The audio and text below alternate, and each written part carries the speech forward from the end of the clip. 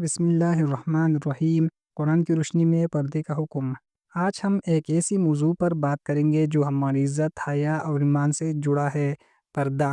کیا واقعی پردہ صرف ایک ثقافتی روایت ہے یا اللہ کا صاف اور واضح حکم؟ آئیے قرآن و حدیث سے جانتے ہیں۔ قرآن کی روشنی میں پردے کا حکم۔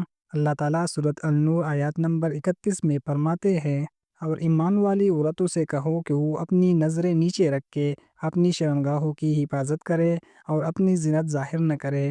اسی طرح سورۃ الاحزاب آیات نمبر 59 میں حکم دیا، اے نبی، اپنی بیویوں، بیٹیوں اور مومن عورتوں سے کہو اپنی چادریں اپنے اوپر لٹکایا کرے، یہ زیادہ مناسب ہے تاکہ وہ پہچان لی جائے اور انہیں اذیت نہ دی جائے۔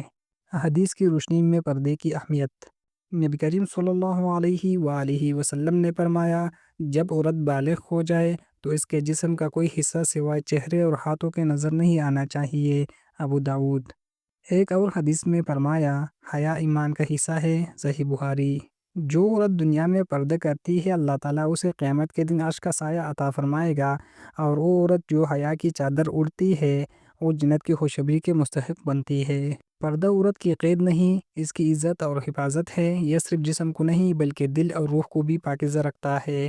اے بہن، اگر تو اللہ کی رضا چاہتی ہے تو دنیا کی نگاہوں سے نہیں، رب کی رضا سے جی، کیونکہ دنیا تو حسن پر پیدا ہوتی ہے لیکن اللہ تیرے حیا پر فخر کرتا ہے۔ اگر ویڈیو اچھی لگی ہو، ویڈیو کو لائک کرے، چینل کو سبسکرائب کرے اور ایک پیارا سا کمنٹس کرے۔ صدقہ جاریہ سمجھ کر اپنے دوستوں کے ساتھ شیئر بھی کرے۔